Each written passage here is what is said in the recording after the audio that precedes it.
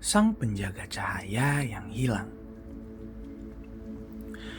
Pada zaman ketika embun masih dapat berbicara kepada bunga, dan angin mengenal nama setiap daun di hutan, berdirilah sebuah negeri yang tidak pernah muncul di peta manapun. Negeri itu bernama Lunaria, sebuah tempat yang diterangi bukan oleh matahari, melainkan oleh jutaan lentera kecil yang melayang di langit setiap malam. Lentera-lentera itu bukan dibuat oleh manusia. Mereka tumbuh. Ya, tumbuh seperti buah dari pohon cahaya. Pohon terbesar yang pernah ada.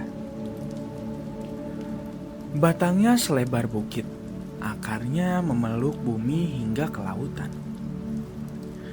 Setiap kali satu lentera matang, ia akan terbang perlahan menuju langit, membawa sepotong harapan dari makhluk yang sedang bermimpi. Karena itulah, di Lunaria, mimpi-mimpi selalu indah. Tidak ada mimpi buruk, tidak ada malam yang benar-benar gelap. Namun, semua itu berubah pada suatu pagi yang sunyi.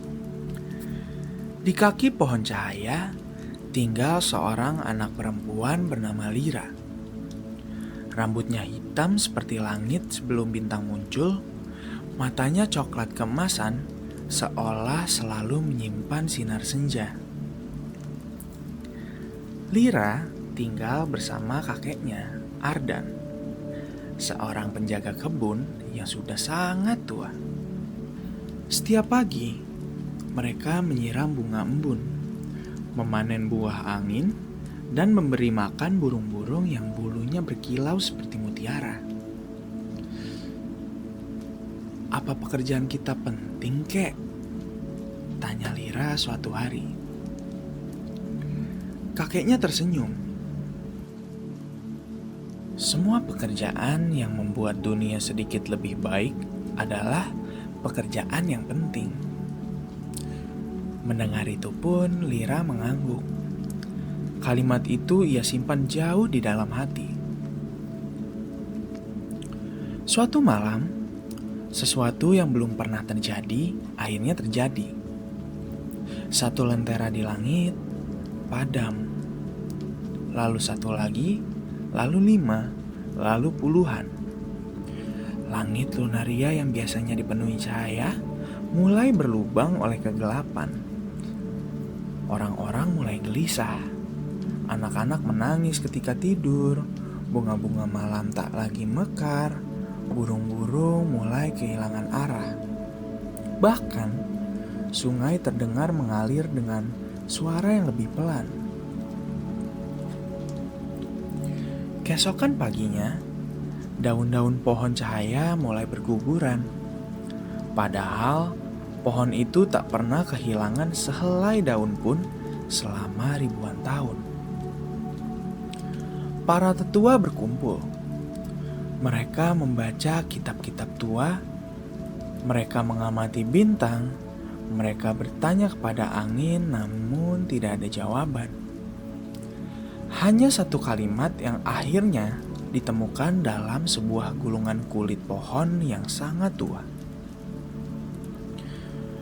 Ketika cahaya mulai melupakan jalannya pulang, hanya hati yang tidak mengejar dirinya sendiri yang mampu menemukannya. Tak seorang pun mengerti kecuali Lira. Entah kenapa, kalimat itu terasa memanggil namanya. Malam berikutnya, Lira diam-diam memasukkan sepotong roti, sebotol air, sebuah selimut kecil, dan seruling kayu pemberian ibunya ke dalam tas. Kakeknya mengetahui semua itu, namun beliau tidak menghentikannya. Ia hanya memeluk Lira. Lakukan satu hal. Apa itu? Jangan pernah berhenti bersikap baik. bahkan ketika dunia lupa caranya. Lira pun mengangguk. Lalu, ia berjalan menuju hutan yang belum pernah dijelajahi siapapun. Hutan itu bernama hutan bisikan. Pohon-pohonnya sangat tinggi hingga langit tak terlihat. Setiap daun dapat mengingat percakapan yang pernah terjadi di bawahnya.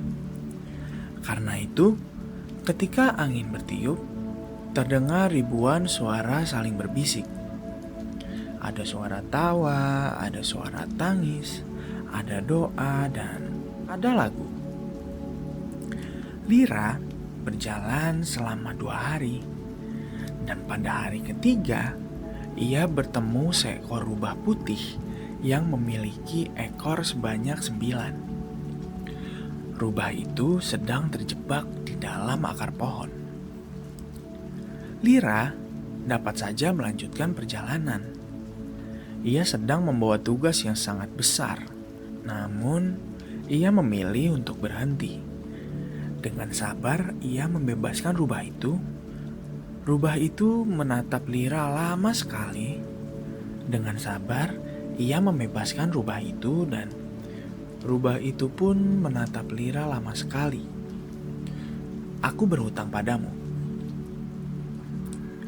Aku tidak menolongmu supaya dibalas. Rubah itu tersenyum. Itulah mengapa alasan aku akan membantumu. Sejak saat itu, mereka menjadi teman. Nama rubah itu adalah Nifar. Mereka berdua melewati padang kabut. Kabut di sana sangat aneh. Mereka melewati padang kabut. Kabut di sana sangat aneh. Kabutnya berubah menjadi kenangan. Lira melihat ibunya yang telah lama tiada, melihat dirinya ketika masih kecil, melihat rumah yang hangat, dan bahkan kabut itu berbisik, "Tinggallah di sini. Tak perlu melanjutkan perjalanan.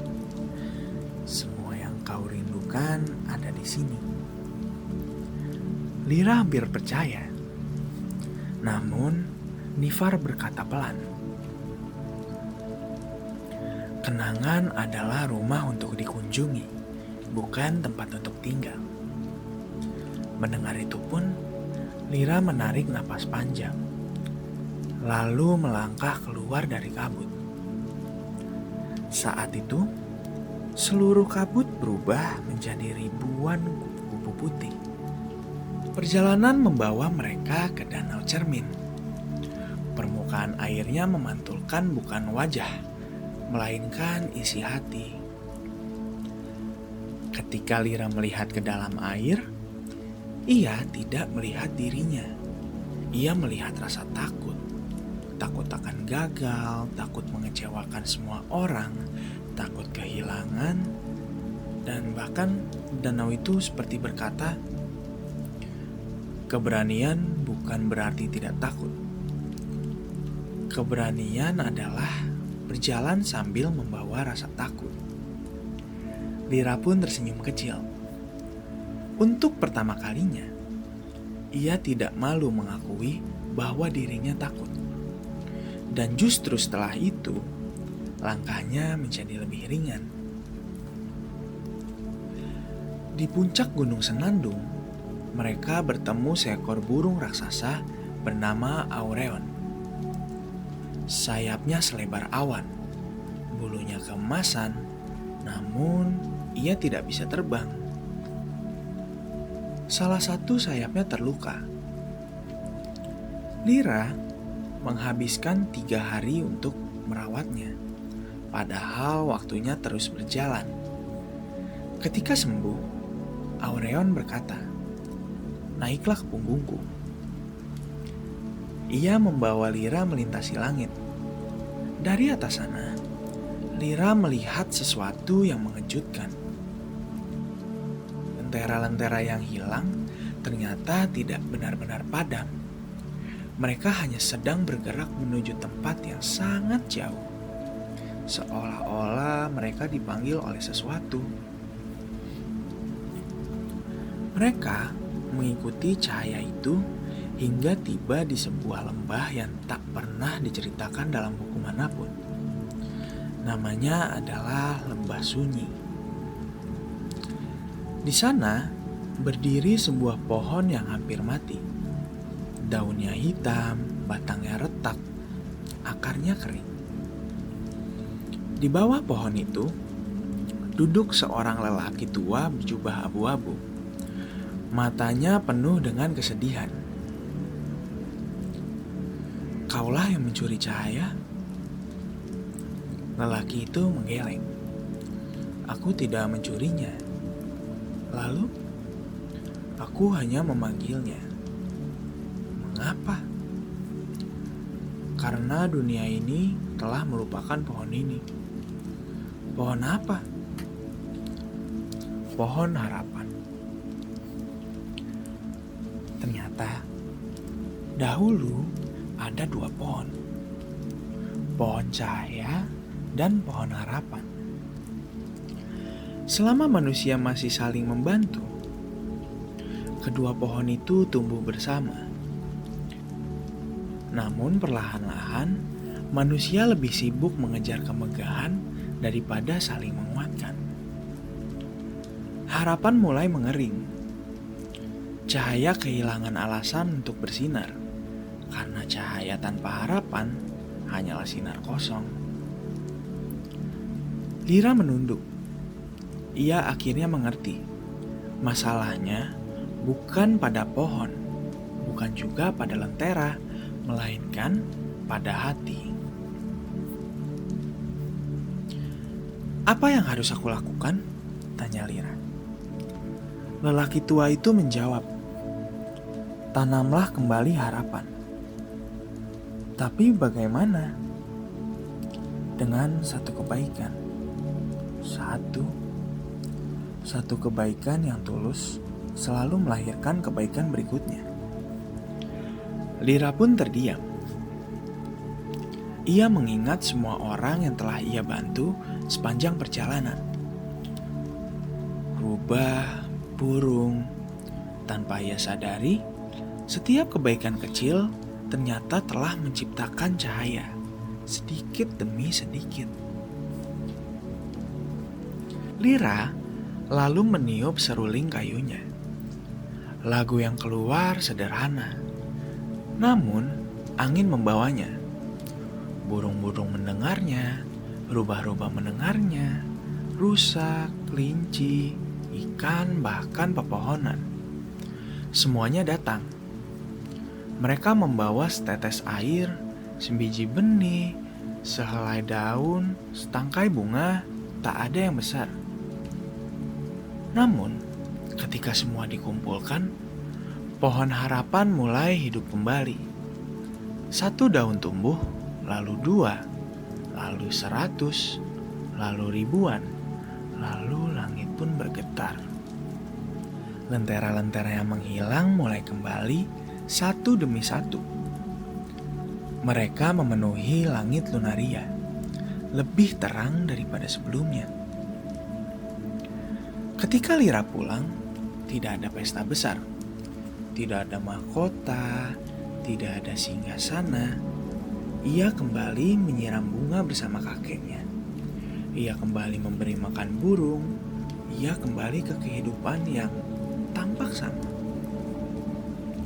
Namun setiap malam, jika seseorang memandang langit lunaria dengan seksama, mereka akan melihat satu lentera kecil yang bersinar lebih hangat daripada yang lain. Konon, lentera itu tumbuh dari setiap kebaikan yang dilakukan tanpa mengharapkan balasan. Orang-orang mulai saling membantu. Mereka menanam pohon, menghibur yang sedih, membagikan makanan, memaafkan, bahkan mulai mendengarkan satu sama lain. Karena mereka sadar bahwa cahaya terbesar tidak lahir dari api, melainkan dari hati yang memilih tetap baik, bahkan ketika tidak ada yang melihat. Dan Lira, ia tidak pernah menganggap dirinya pahlawan. Ia hanya percaya pada satu kalimat yang pernah diucapkan kakeknya. Semua pekerjaan yang membuat dunia sedikit lebih baik adalah pekerjaan yang penting. Maka, setiap pagi, ia tetap bangun lebih awal, menyapa bunga, menyiram tanaman, mengucapkan selamat pagi kepada mata angin. Dan setiap malam, sebelum tidur, ia berbisik kepada langit. Semoga esok ada lebih banyak harapan daripada hari ini. Konon, setiap kali seseorang mengucapkan harapan yang tulus, sebuah lentera baru akan tumbuh di dahan pohon cahaya. Karena dunia ini tidak membutuhkan satu pahlawan yang luar biasa. Dunia membutuhkan banyak hati biasa yang memilih melakukan kebaikan kecil berulang-ulang kali tanpa lelah. Dan selama masih ada satu hati seperti itu, langit tidak akan pernah benar-benar gelap. Tamat. Negeri yang dipelihara oleh mimpi.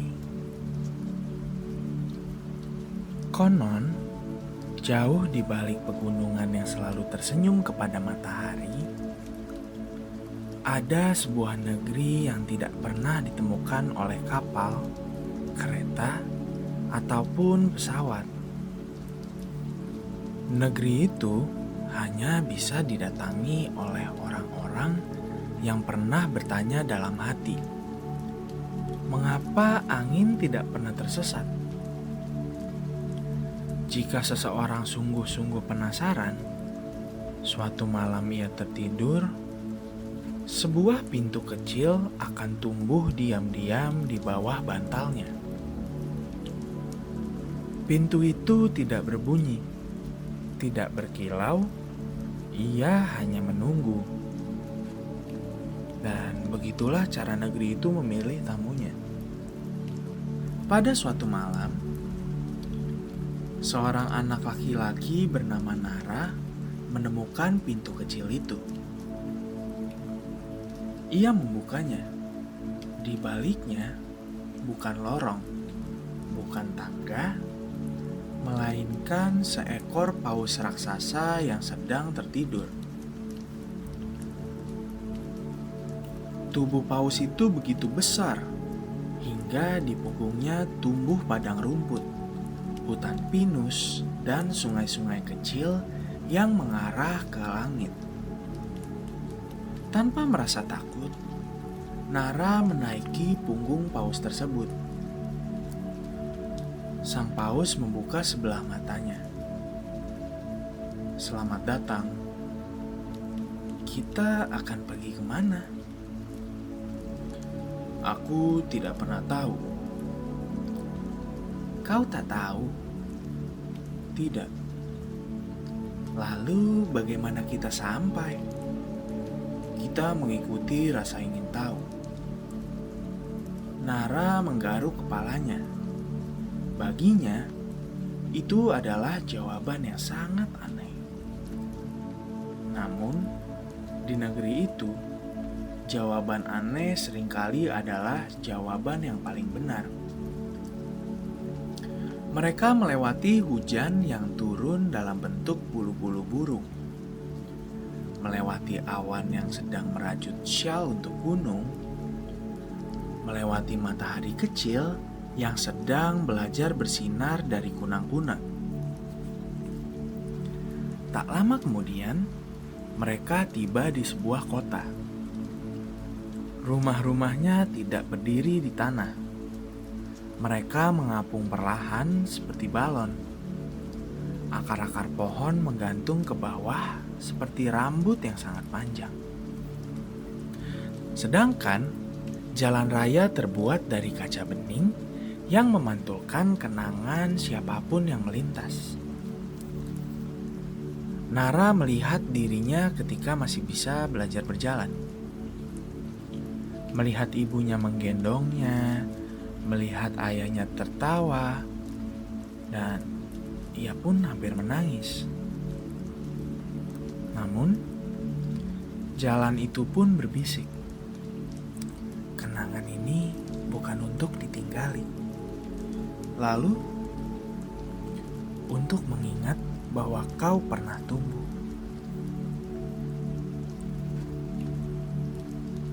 Di tengah kota berdiri sebuah perpustakaan. Namun tidak ada buku. Rak-raknya dipenuhi toples kaca. Di dalam setiap toples tersimpan suara. Ada suara hujan, ada suara ombak, ada suara bayi tertawa, ada suara daun jatuh, ada suara seseorang berkata, "Aku memaafkanmu." Penjaga perpustakaan adalah seekor kura-kura tua yang memakai jas. Apa semua ini? Ini buku yang dibaca dengan telinga. Kenapa? Karena ada hal-hal yang tidak bisa dipahami oleh mata. Nara mengambil satu toples. Saat dibuka, ia mendengar suara nenek yang sedang menyanyikan lagu sebelum tidur. Padahal neneknya sudah lama tiada. Suara itu membuat dadanya terasa hangat. Kura-kura berkata pelan, "Suara yang penuh kasih tidak pernah benar-benar hilang." Perjalanan berlanjut. Kini, mereka memasuki hutan cermin. Namun, pohon-pohon di sana tidak memantulkan wajah, melainkan memantulkan isi hati. Di salah satu batang pohon, Nara melihat dirinya berubah menjadi burung kecil yang gemetar. "Kenapa aku terlihat takut?" Pohon menjawab, "Karena kadang rasa takut lebih pandai bersembunyi daripada wajah." Di pohon lain, ia melihat dirinya sedang tertawa bersama teman-temannya. Lalu pohon itu pun berubah menjadi bunga. Kenapa sekarang jadi bunga? Karena kegembiraan selalu ingin mekar. Saat malam tiba, bulan turun ke bumi, bukan untuk menerangi, melainkan untuk mendengarkan cerita. Semua hewan berkumpul. Semua pohon ikut mendekat, bahkan batu-batu bergeser perlahan agar bisa mendengar lebih jelas. Seekor semut bercerita tentang gunung gula yang ditemukannya. Seekor ikan bercerita tentang hujan yang terdengar dari bawah air. Seekor angin menceritakan tentang semua lagu yang pernah dinyanyikan oleh manusia.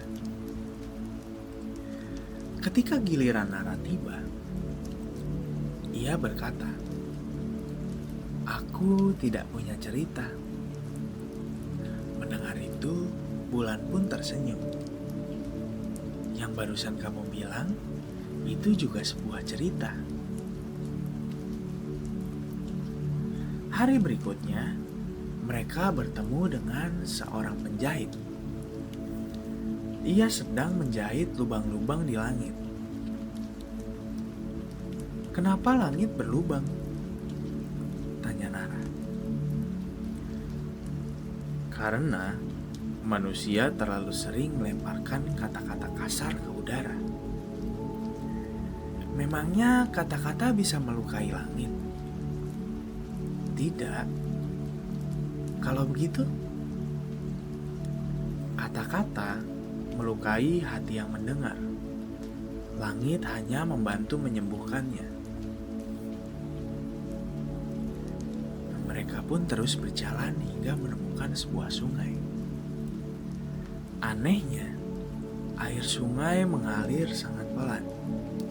Begitu pelan hingga seekor kupu-kupu bisa berjalan di atasnya. Di tepi sungai, duduk seekor rubah tua. "Kenapa sungai ini lambat sekali?" Rubah tersenyum. "Karena airnya sedang mendengarkan batu." "Mendengarkan?" "Iya. Memangnya batu bisa berbicara?" "Batu itu selalu berbicara. Hanya saja mereka membutuhkan waktu yang sangat lama untuk menyelesaikan satu kalimat." Di balik sungai itu terdapat kebun yang ditumbuhi jam. Jam tangan, jam dinding, jam pasir, semuanya tumbuh seperti buah. Namun, tidak ada satupun yang menunjukkan waktu. Mereka hanya menunjukkan perasaan. Ada jam yang menunjukkan rasa kagum, ada yang menunjukkan rasa tenang, ada yang menunjukkan rasa rindu. Seorang nenek memetik sebuah jam kecil, lalu memberikannya kepada Nara. "Jangan terlalu sibuk menghitung waktu. Lalu, hitunglah momen yang membuatmu hidup." Mereka terus berjalan selama berhari-hari, atau mungkin hanya beberapa menit. Di negeri itu, waktu sering lupa menjadi waktu.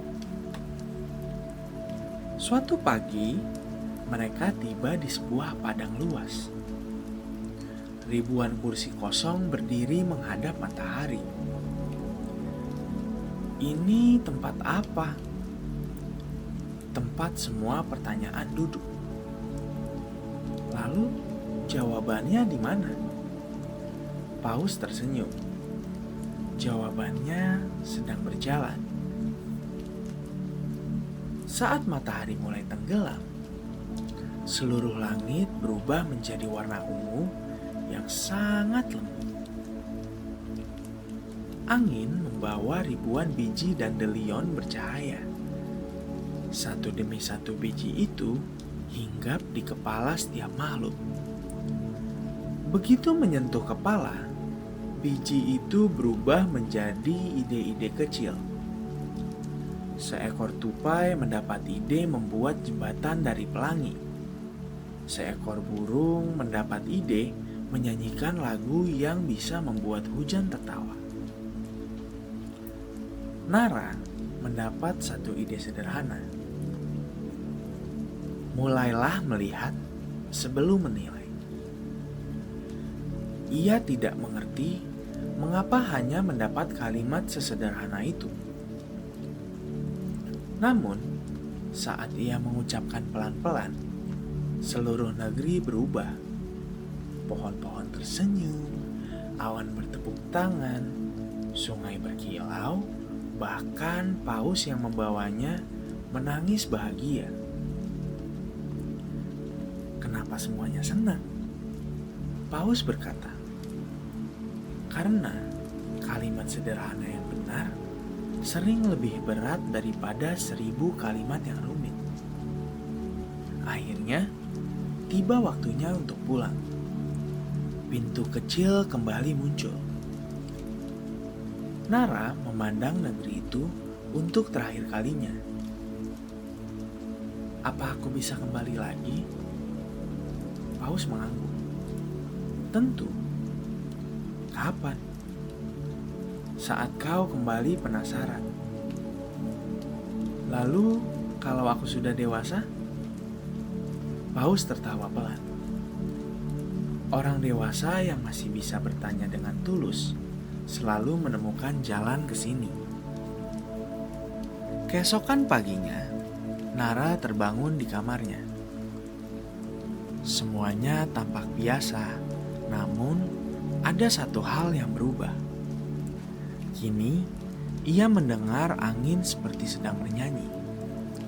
ia melihat awan seperti sedang menggambar, ia menganggap hutan sebagai tamu, bukan gangguan. Ia lebih sering mendengarkan daripada menyela, lebih sering bertanya daripada merasa paling tahu, dan setiap malam sebelum tidur, ia selalu menyisakan sedikit rasa penasaran di dalam hatinya.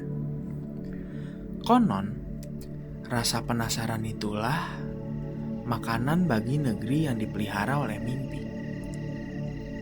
Sebab, selama masih ada anak-anak atau orang dewasa yang belajar menjaga hati mereka tetap ingin belajar, negeri itu akan terus ada.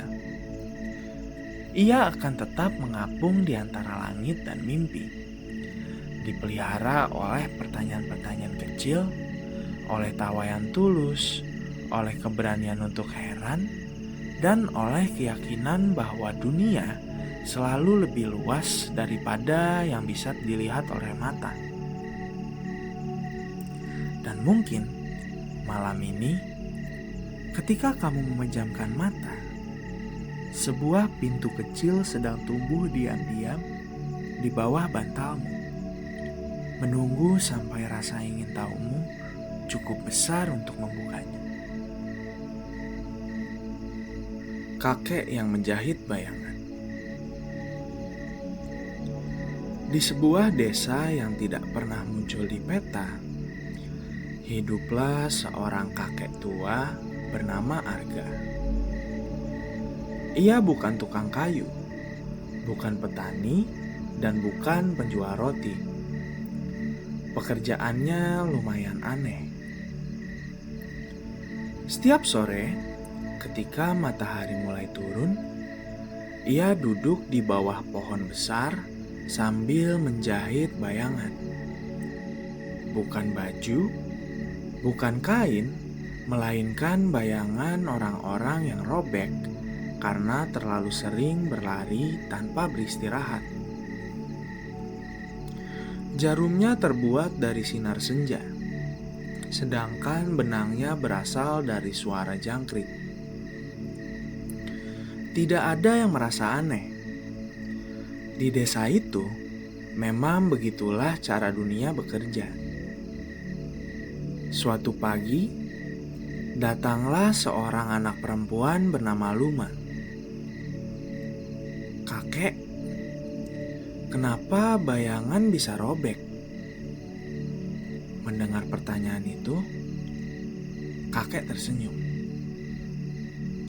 Karena kadang tubuh berjalan lebih cepat daripada hati. Luma mengangguk, walaupun belum benar-benar mengerti. Hari itu, langit berubah menjadi lautan. Awan berenang seperti paus putih, burung-burung mengayuh sayapnya seperti perahu kecil. Sedangkan hujan turun ke atas, kembali menuju langit, karena katanya bumi sudah cukup basah oleh air mata semalam. Luma berjalan sambil membawa kantong kosong. Namun, setiap kali ia tertawa, kantong itu terisi kupu-kupu kertas. Semakin tulus tawanya, semakin banyak kupu-kupu yang muncul, dan ia senang sekali. Di tengah hutan, Luma bertemu seekor rusa. Tubuh rusa itu terbuat dari daun. Saat angin bertiup, tanduknya berubah menjadi ranting yang dipenuhi oleh burung-burung kecil. "Apa yang kau cari?" tanya rusa. "Aku ingin menjadi anak yang hebat." Rusa menggeleng pelan hingga beberapa daun gugur. "Kalau begitu, jangan mencarinya." "Lalu bagaimana?" "Tumbuhlah." Mendengar itu, Luma kembali bingung. Namun ia tetap mengingat kata-kata itu. Malam datang lebih awal. Bintang-bintang turun dan duduk di rerumputan seperti kunang-kunang yang sedang beristirahat. Salah satu bintang berkata, "Manusia sering ingin bersinar seterang matahari. Lalu, salahnya apa? Tidak ada. Tapi, mereka lupa bahwa malam membutuhkan bintang, bukan matahari." Luma memandangi langit yang kini kosong. Ia baru sadar bahwa setiap cahaya memiliki waktunya sendiri. Ketika pulang, ia melihat kakek Arga sedang menjahit bayangan seekor gajah kecil.